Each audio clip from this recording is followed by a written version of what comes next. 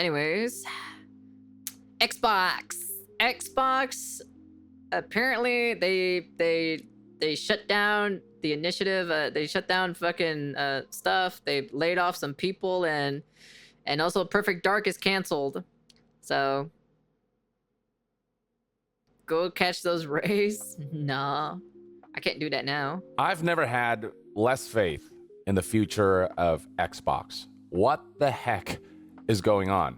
It's because I feel like it's too bloated over there in Xbox. That's the reason why. Just like what Asmongold said, like it's like for the perfect example, right? It's the whole moderation team for Twitch. You have like these different layers or so for the moderation team. It's probably the same thing for like Microsoft or Xbox or something, you know? They're probably getting rid of, they're kind of slicing off the fat. So there's not that much, you know? So Microsoft earlier today, announced mass layoffs, and this one's pretty substantial. We're looking at 4% of the entire workforce across all of Microsoft, not just the gaming division, across all of Microsoft, but that doesn't mean that the gaming division hasn't been impacted.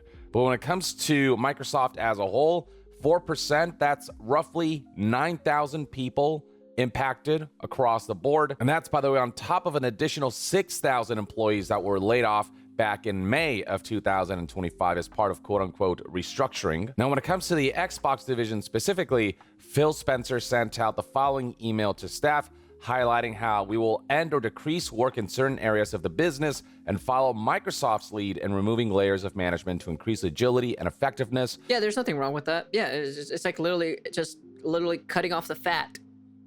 Cutting off like the extra, like the middleman, the extra step in the middle or so to make the workflow more better. Yeah, it's just, that's basically is what it is.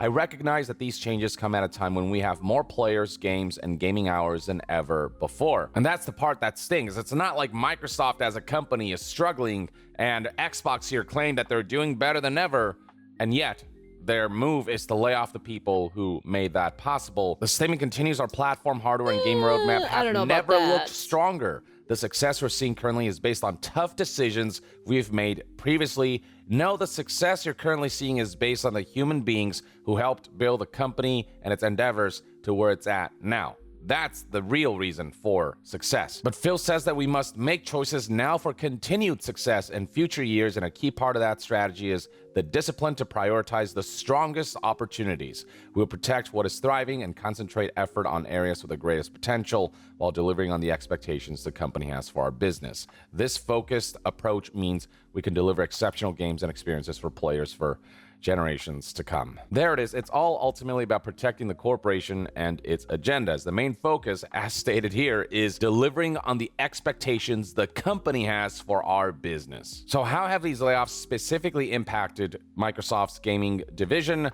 Well, we have numerous articles and numerous reports that detail the sheer impact and damage that this has done. So right here we have an article from news outlet Windows Central. And among the studios that have been shut down as a result of these layoffs is The Initiative. And that is because Microsoft and Xbox have made the decision to cancel Perfect Dark. That's For crazy. those who don't know, The Initiative was set up all the way back in 2018. And among the leaders was Gerald Gallagher, who led the development of the rebooted Tomb Raider series that went on to do fairly well. He was recruited to lead The Initiative in the development of the Perfect Dark revival. Hell, it was only last year during Xbox Game Showcase 2024 that they showed off gameplay, indicating that development of this game was moving along and that, there were high hopes that the game would see some kind of launch, but this game is now officially canceled.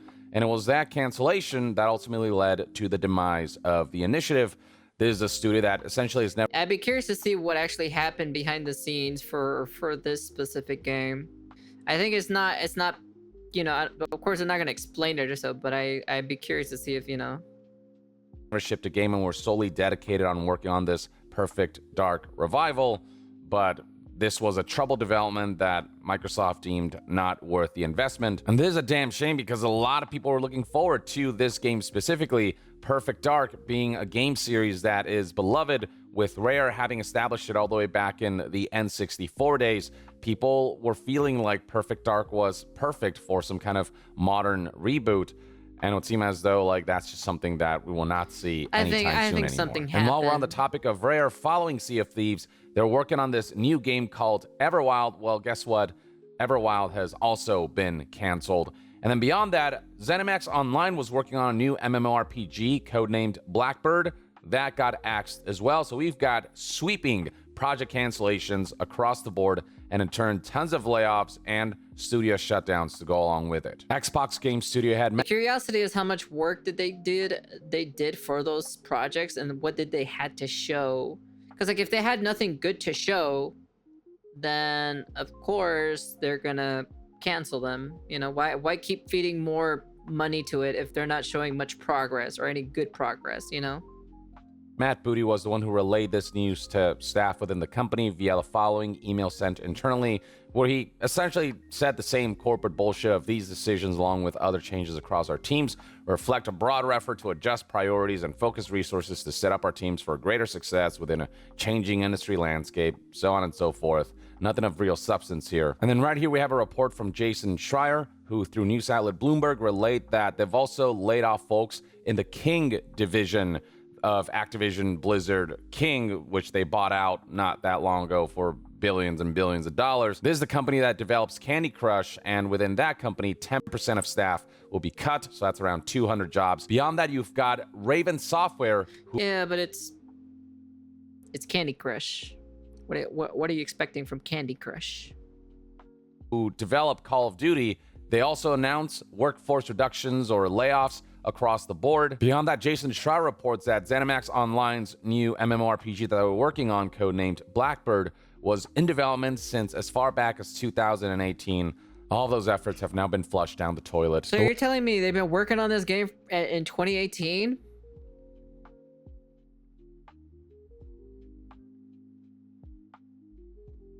So they've been working on it for like around 7 years. 7 years they've been working on it for, let me see.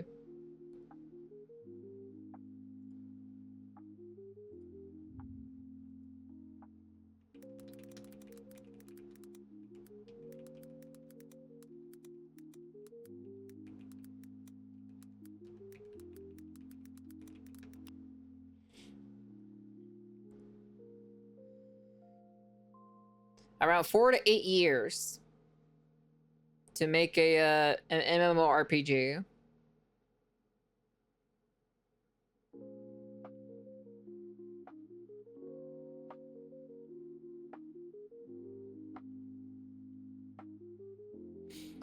Well, they're already reaching basically 8 years, and we haven't heard anything about it. If they've been working on it for about 7 years, if they've been working on it for about 7 years right now, if it's supposed to be like a big one, if it's supposed to be like a super massive one, then especially AAA, then it's like, what are they doing, you know? Like something wrong happened for them to cancel this game. If it takes roughly about 4 to 8 years to create one, and they're already reaching year 8 and we haven't heard anything about it, it's kind of like something definitely went wrong behind the scene. Now, I'm not putting on my tinfoil hat or anything, but I'm just kind of like looking at patterns or so with games that, you know, take a super long development time. Like Concord is one of them. What is it? What's that one pirate game from Ubisoft? I forgot what it was called again.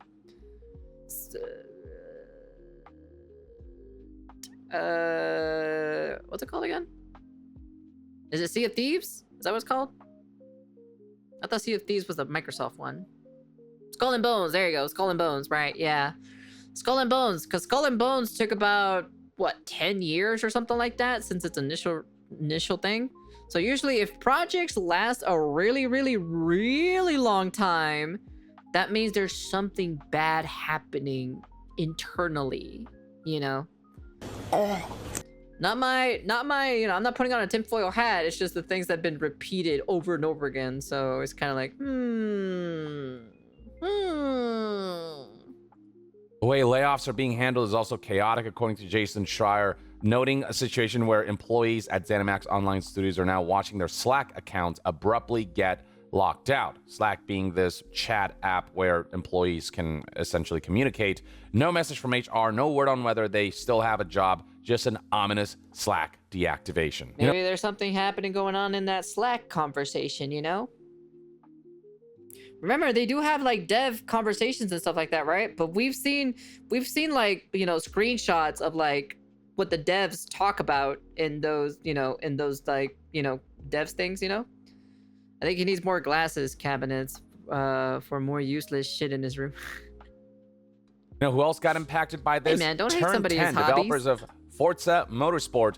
This is a development studio that have delivered nothing but bangers and highly rated and reviewed games. Even they face the brunt of mass layoffs. Nearly 50% of Forza Motorsport's development studio have been laid off. At 50% staff reduction, I'm not so sure that Turn 10 will be able to function at the level that they did previously. Folks like Ryan McCaffrey from IGN spoke out about this, and he sees this as essentially turning Turn 10 into a support studio if you're laying off half of the staff. And I mean, we've seen signs before that even Okay, let me see. Was it Forza? Is it Forza Motorsports, right?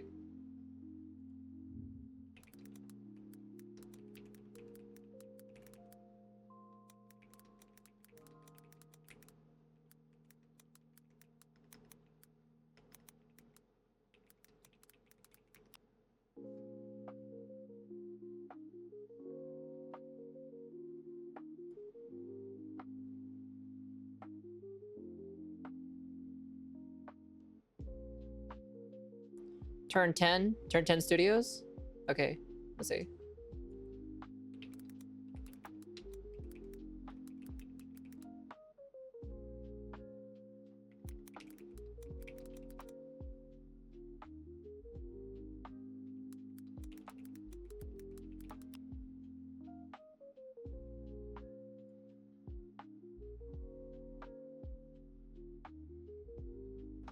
A 100 full-time staffs between 100 and 200 contract workers in October of 2014.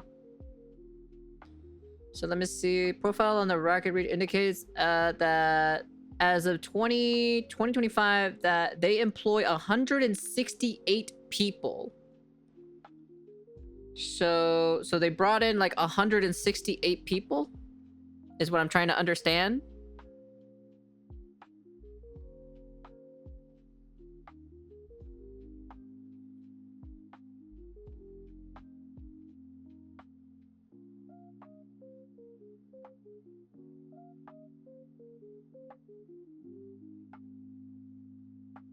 So it's like, so let's say for example, right? So let's say for example, they got 200 people since 2014, right?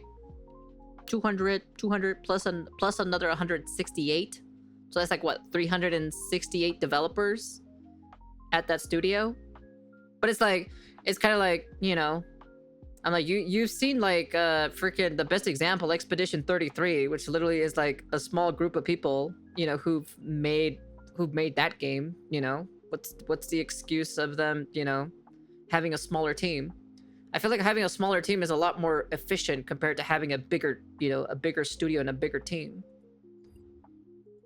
Like, successful you know, studios are not safe plus people, from you know? Microsoft layoffs or just getting shut down altogether. A prime example being Tango Gameworks, who delivered the Xbox exclusive Hi-Fi Rush, which was critically well received, won all kinds of awards, one of the best games that year, and also sold well enough. It sold a couple million copies. And even then, Microsoft decided to shut down Tango Gameworks. And the only reason Tango Gameworks still exists is because South Korean publisher Krafton decided to buy them out. But yeah, for me personally, Yeah, I don't approve that one. I don't know why they decided to close down that studio, to be honest. That's the thing that I don't approve of from Microsoft itself. Because I thought it was a good game, so I didn't play it, but I've heard a lot of great things about that specific game itself. Cancellation of Perfect Dark really stings, and just seeing the utter massacre that's going on at Xbox, despite Microsoft doing well for itself, Xbox touting how their position is stronger than ever, so on and so forth. It's just really disgusting to see the level of disregard that we're seeing for the human lives and the artists and the employees and developers and the talent. And generally, you just get the sense that Microsoft went on this wanton spending spree to establish all of these game studios or to buy out game studios, but they have no clue what to do with them. The cadence of releases for Xbox has been wildly inconsistent, and then Xbox, the hardware business as a whole, is going downhill, with Xbox kind of slowly admitting defeat essentially by making all of their games third party. Like, they're not just coming out for Xbox, they're coming out on, PlayStation and Nintendo consoles as well down the line. They're laying off people and shutting down studios left and right with just complete and utter disregard, without any sense of them trying to nurture these studios and setting them up. And then when it comes to their upcoming releases, you've got games like Fable and a new Gears of War. And still working on Fable? I thought they canceled Fable. I thought that thing was canceled. I haven't heard anything from it, to be honest. And, Ninja Gaiden 4 is kind of cool, and then Outer Worlds 2 and State of Decay 3, among a couple things here and there, Clockwork Revolution and Grounded 2. Oh, and of course, they're working with Kojima Productions on this horror game called OD.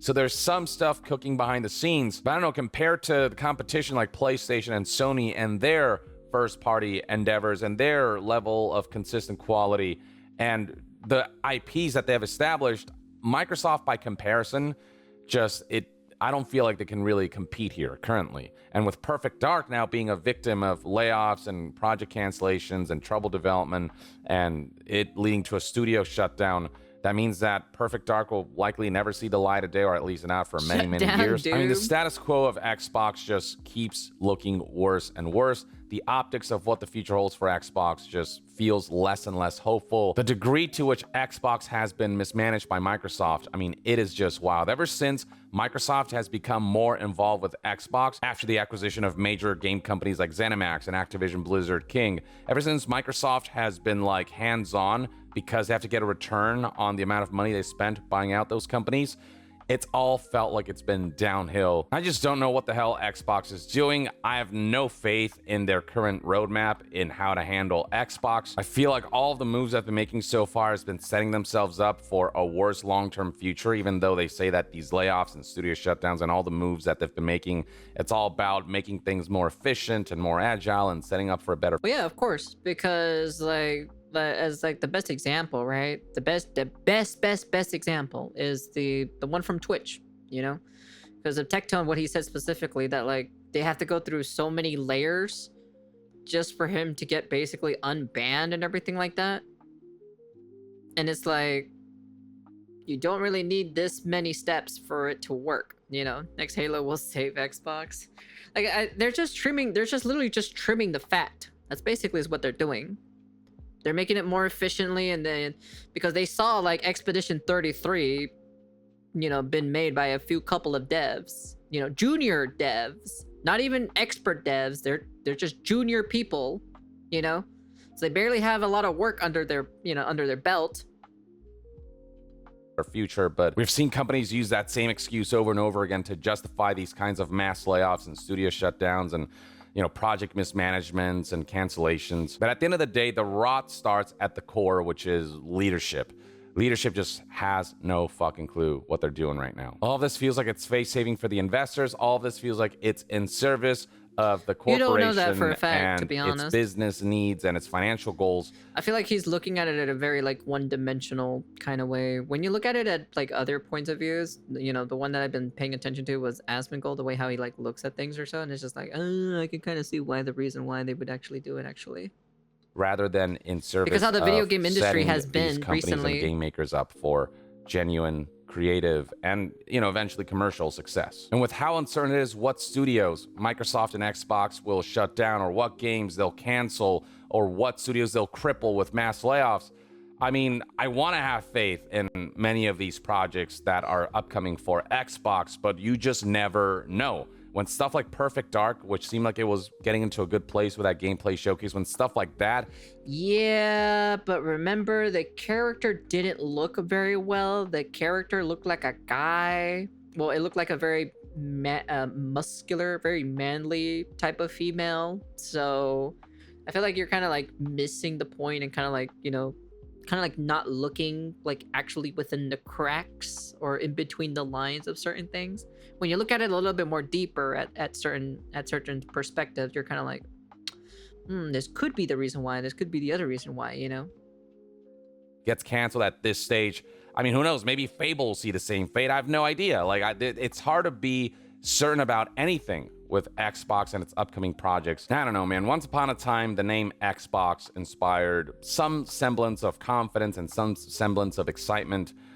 And now the name Xbox, it's just a bummer. Nothing about Microsoft's recent handling of Xbox feels like a positive development or like a positive future is ahead. Like there's a light at the end of this dark tunnel. Or at the very least, that's one man's take. Let me know in the comments below what your thoughts and opinions are on all these developments surrounding Microsoft and Xbox, the recent layoffs and studio shutdowns and game cancellations, and to be further updated on all things gaming news review. I personally, after like kind of like hearing the perspective of Asmongold or so in that term or so of like maybe, you know, they're probably just laying off like the people that are kind of useless. Like take a look at the government in general, you know, take a look at Twitter, you know, when Elon bought it or so, he fired a bunch of people who like literally had no meant to be there, you know.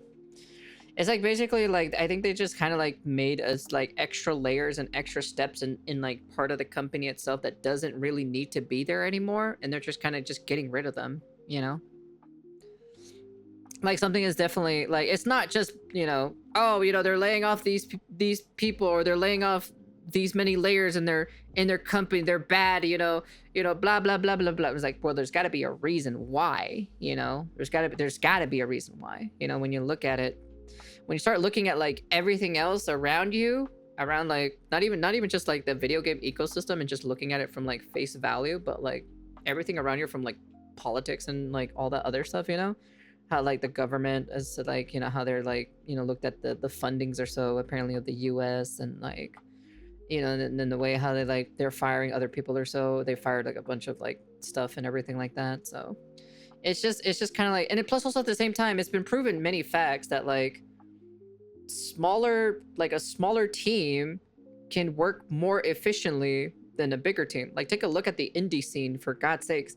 You have literally indie games that are doing way 10 times more better than AAA games, and they're a smaller team, and they could do that. And even on top of it, there's another best example too. I don't remember what specific studio he was in, but it was a developer who's been in the video game industry for quite some time, and he literally gave a best example of like, he asked one of the developers in his team to say, hey, I want you to code this, and I want it done like, you know, this afternoon. And then the person who was like, there specifically didn't want to do it. They asked him, can I have like 2 weeks for it?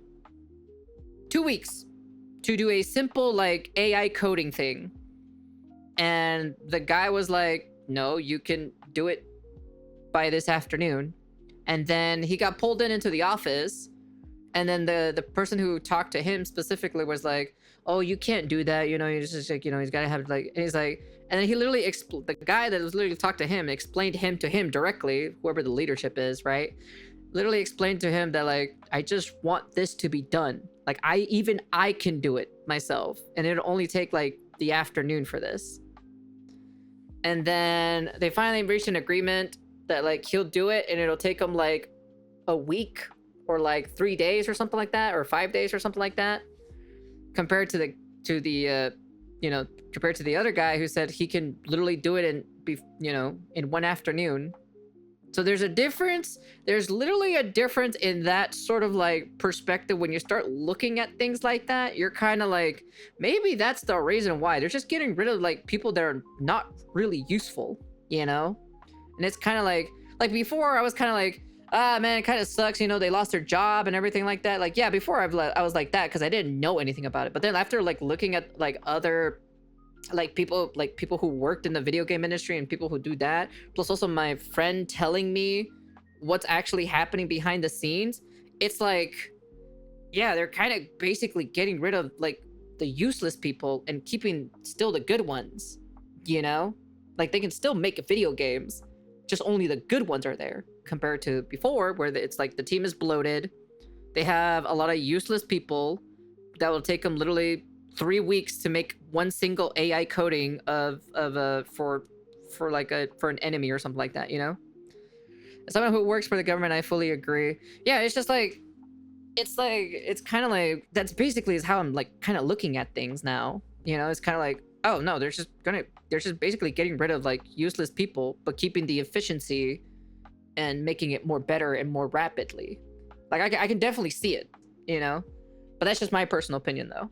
Like I said, you can agree, you can disagree to agree, but after looking at it like that, it's kind of like, yeah, I can see it like that.